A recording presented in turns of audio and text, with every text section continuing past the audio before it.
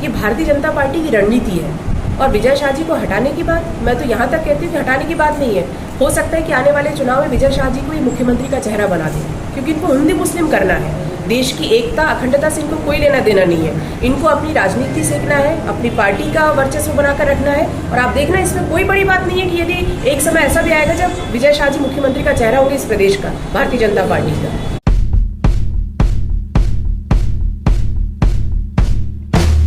नमस्कार, आप देख रहे हैं न्यूज़ ग्राउंड जीरो। मैं हूं पंकज सोनी। दोस्तों, इस समय जो मध्य प्रदेश के कैबिनेट मंत्री हैं विजय शाह और उनके द्वारा सेना की जो अधिकारी हैं कर्नल सोफिया कुरैशी, उनको लेकर जो बयान दिया गया, उन्हें आतंकियों की बहन बताया गया। इस मामले को लेकर कांग्रेस मुखर है और आज मध्य प्रदेश के सभी जिला मुख्यालयों पर इस बारे में प्रेस कॉन्फ्रेंस करके लोगों को जानकारी दी जा रही है और इस मामले में कांग्रेस की आगे की क्या रणनीति होगी ये बताया जा रहा है। तो आज यहाँ सागर की जो कमान है वो हिना कावरे को दी है, जो विधानसभा की पूर्व उपाध्यक्ष हैं। आज न्यूज़ ग्राउंड जीरो उनसे बात करेगा कि वो इस मामले में क्या कहना चाहती हैं और किस तरीके की रणनीति उन्होंने इख्तियार की है। सबसे बड़ा मुद्दा है कि आप विजय शाह को लेकर बात करना चाह रहे हैं। आपको क्या लग रहा है ये जो निर्लज्जता है सरकार की कि जो देश की बेटी है या सेना का सम्मान है, जिन्हें खुद पार्टी आगे निकलती है बयान देने के लिए कि ये जो पाकिस्तान के साथ जो कॉन्फ्लिक्ट है उसमें आप बोलेंगे आगे, व्योमिका सिंह और ये दोनों, ऐसी स्थिति में जब वो ये बयान देते हैं उसके बाद भी भारतीय जनता पार्टी कोई कार्रवाई क्यों नहीं करती और कोर्ट के फैसले के पीछे और न्याय व्यवस्था के पीछे खड़ी हो गई सरकार? देखिए, जहाँ तक मैं भारतीय जनता पार्टी को जानती हूँ, आप इतिहास उठाकर देख लीजिए। अपनी गलती को स्वीकार करना इन्होंने कभी सीखा ही नहीं। हमेशा दूसरों पर आरोप लगाना उस तरह का इनका काम रहा है। खुद की गलती को स्वीकार करना इनकी आदत में शामिल नहीं है। और मैं तो आज, मैंने अभी प्रेस कॉन्फ्रेंस में भी कहा कि मैं डंके की चोट पर कहती हूँ कि आज भी विजय शाह जी का को ना इस्तीफा देंगे और ना ही पार्टी उनको बर्खास्त करेगी। आप देख लीजिए, आने वाला समय बताएगा आपको। और ये इनकी हरकतें हैं। मुझे नहीं पता कि क्या सोचते हैं मोदी जी इस बारे में, क्या सोचते हैं नड्डा जी इस बारे में, मुझे नहीं पता। लेकिन इस देश की जनता एक दिन इनको इन सब निर्णयों का फैसला सुनाएगी और निश्चित रूप से परिवर्तन आएगा देश में। ये तो बहुत बड़ी बात हुई, राष्ट्रीय स्तर की बात है, मतलब इंटरनेशनल। इसमें तो मोदी जी इंटरवीन कर सकते हैं, प्रदेश सरकार कर सकती है, सभी कर सकते हैं। ये देश का मुद्दा है, ये हर एक भारतवासी के मन की बात है। मोदी जी अपने मन की बात सुनाते हैं, क्या देशवासियों के मन की बात सुनना उनके लिए नहीं बनता? भाई हमेशा तो उनकी सुनते आए हैं, कभी देशवासियों को भी सुनकर देखिए एक बार। आप सड़कों पे आके क्यों नहीं इसके लिए काम करते कि जब तक इस्तीफा नहीं होता तब तक कांग्रेस सड़कों से? बिल्कुल करेंगे। आप देखिए, अभी तो जो आज आपने देखा है कि जो प्रेस कॉन्फ्रेंस हुई है, सभी संभागीय मुख्यालयों पे आज का दिन तय हुआ। मुझे यहाँ का प्रभारी बनाया गया कि इस प्रेस कॉन्फ्रेंस को आप लीड करेंगी। ऐसे ही हमारे सीनियर्स को भी सभी अलग अलग संभागों की जवाबदारी दी गई है। तो हम स्टेप बाय स्टेप आगे बढ़ेंगे, क्योंकि ये मामला इतना सेंसिटिव है कि इस मामले पे हम नहीं चाहते कि राजनीति हो। लेकिन यदि भारतीय जनता पार्टी का रवैया ऐसे ही रहेगा तो जमीन पर भी उतरेंगे। और हमने कहा ना कि हम तो सड़क से संसद तक लड़ेंगे।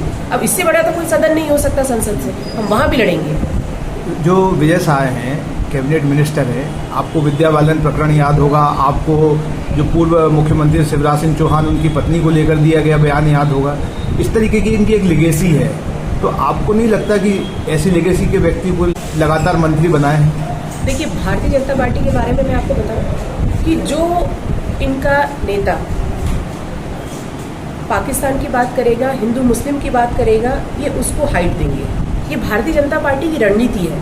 और विजय शाह जी को हटाने की बात, मैं तो यहाँ तक कहती हूँ कि हटाने की बात नहीं है। हो सकता है कि आने वाले चुनाव में विजय शाह जी को ही मुख्यमंत्री का चेहरा बना दें, क्योंकि इनको हिंदू मुस्लिम करना है। देश की एकता अखंडता से इनको कोई लेना देना नहीं है। इनको अपनी राजनीति सीखना है, अपनी पार्टी का वर्चस्व बनाकर रखना है। और आप देखना, इसमें कोई बड़ी बात नहीं है कि यदि एक समय ऐसा भी आएगा जब विजय शाह जी मुख्यमंत्री का चेहरा होंगे इस प्रदेश का, भारतीय जनता पार्टी का। थोड़ा सा विषय से आगे चलते हैं। जिस तरीके की ये भाजपा के नेता हैं, जैसे बबल सिंह रघुवंशी हों या यहाँ पे मनोहर लाल धाकड़ हो मंदसौर वाले, जो कुछ उन लोगों ने किया है, जो कृत्य किए हैं सड़कों पे, खुलेआम हाईवे पे, इन सबको देखते हुए आपको क्या लगता है कहाँ पहुँच गई भारतीय जनता पार्टी? भारतीय जनता पार्टी तो नीचे से नीचे स्तर पर उतर आई है। लेकिन मुझे तकलीफ इस बात की है कि इन पर कार्रवाई क्यों नहीं होती है। भाई आज जो प्रशासन है, सब कुछ इनके हाथ में है। शायद किस दबाव में काम करता है प्रशासन, किस दबाव में ये काम करते हैं, मुझे नहीं पता। लेकिन ये जो एक माहौल देश में बन गया है भय का, कहता है हिटलर शाह वाली जो बात है कि हम जो करेंगे वो सब सही है, ये जो इस तरह की भावनाएं पैदा हो गई क्योंकि इनके अंदर का भय खत्म हो गया है। अभी बीजेपी क्या सोचती है तो बीजेपी के नेता बता पाएंगे, लेकिन कांग्रेस इतना जानती है कि इनको हर स्तर पर आक्रामक रूप से ही हमको इनका सामना करना पड़ेगा। ज़्यादातर मामलों में जो आम लोग हैं उनका रुख मौन का रहता है, मतलब वो सिर्फ एक्सपेक्टेटर्स की तरह देखते हैं। नहीं, देखो आप जिस जनता की बात आप कर रहे हैं ये वही जनता है जिन्होंने अंग्रेजों को इस देश से खदेड़ा है।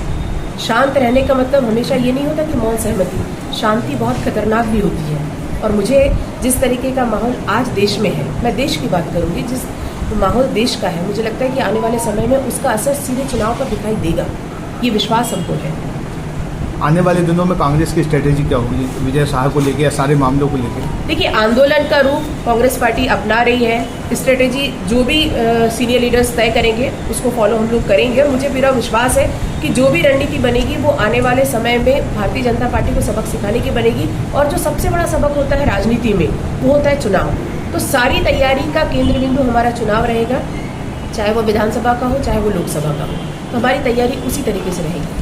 एक सवाल मैं और थोड़ा सा अलग से पूछ रहा हूँ आपसे कि ये जो लगातार लव जिहाद के मामले आ रहे हैं, इन पे आपका क्या स्टैंड है? किस तरीके से आप देखते हैं इन मामलों को, होना चाहिए नहीं होना चाहिए, या जिस तरीके की परिस्थितियां हैं लगातार अखबारों की सुर्खियों में इसी तरीके के मामले हैं?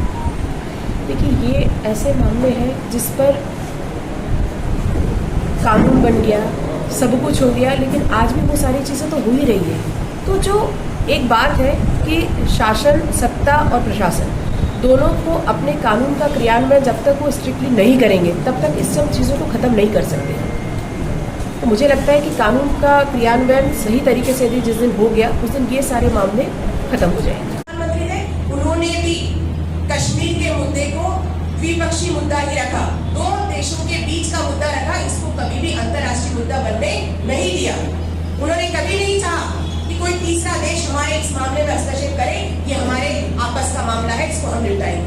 लेकिन आज जो हरकत आज जो इस देश के भारतीय जनता पार्टी की सरकार ने, इनके नेताओं ने किया है, आज ये मुद्दा अंतर्राष्ट्रीय बन गया है। ये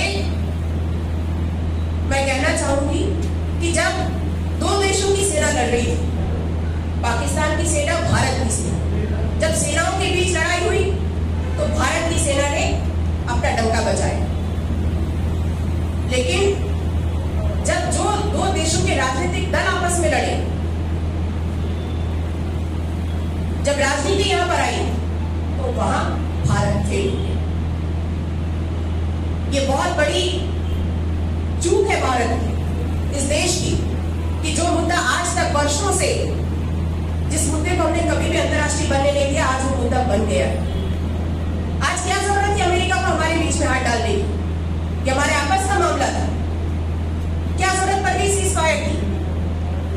आज भारत में उन 26 लोगों की जान उस हमले में गई है, आतंकवादी आए उनको मार के चले गए, हमारे देश के लोगों की जान गई। पाकिस्तान का क्या गया?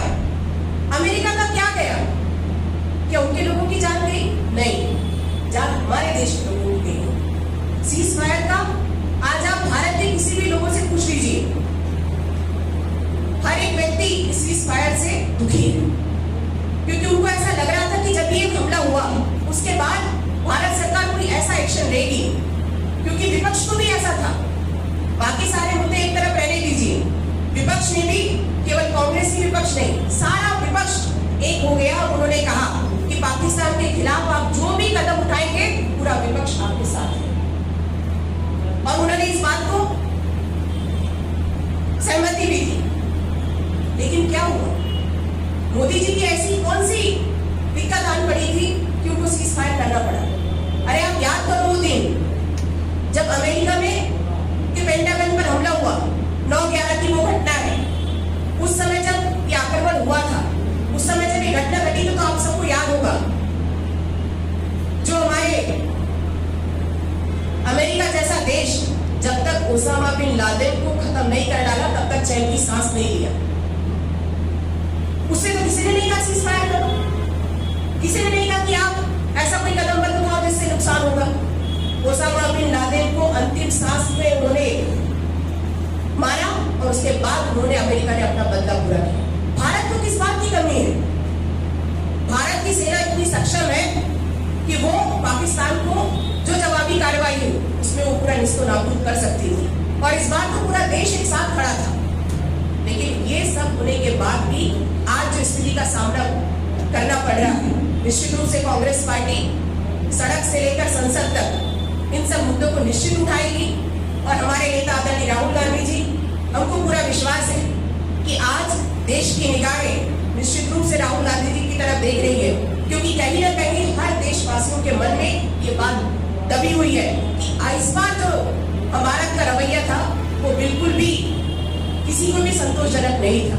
और मुझे लगता है कि हमारी पार्टी जिस दिशा में काम कर रही है, एक कांग्रेस के कार्यकर्ता होने के नाते, इस देश के नागरिक होने के नाते, ये हम सबका कर्तव्य बनता है कि जब बात देश पर आए तो हम सबको उन सब बातों को भी सामने लाना पड़ेगा जो हमारी कमियां हैं या जो हमारी अच्छाई है।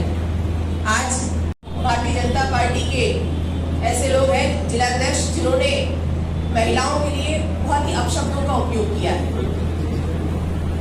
मैंने कहा ना कि भैया एक प्रश्न के उत्तर में ही सारी बात आ जाती। क्या इनके कार्यकर्ताओं में, इनके नेताओं में भय खत्म हो गया है? इनको क्या लग रहा है?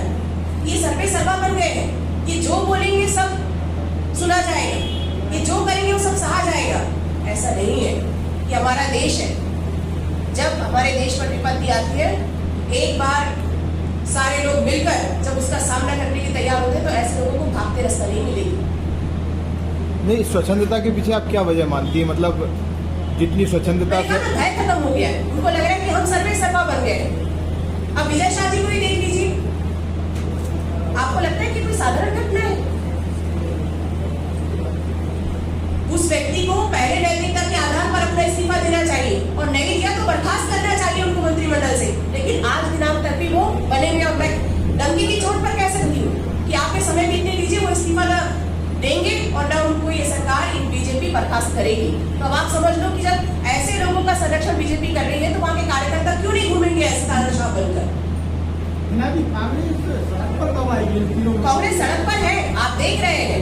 अधिकांश केवल बयानबाजी हो रही है और लगातार कोई देखिए, मुझे आप ऐसा क्यों कह रहे हैं मुझे नहीं पता, लेकिन कांग्रेस हर मुद्दे को लेकर सड़क पर उतरती है। आप देख लीजिए कि जिस दिन से हमारे प्रदेश अध्यक्ष जीतू पटवारी जी ने कमान संभाली है, मुझे लगता है कि वो हर दिन कोई ना कोई मुद्दे को लेकर बातचीत तो करते हैं, लेकिन हमारे सभी जगह जगह जगह आंदोलन हो रहे हैं, प्रदेश स्तरीय आंदोलन होता है। उनकी तिरंगा यात्रा निकल रही है, मान लीजिए आप महिला सम्मान में खड़े होकर कुछ यात्रा निकाल सकती है काल में।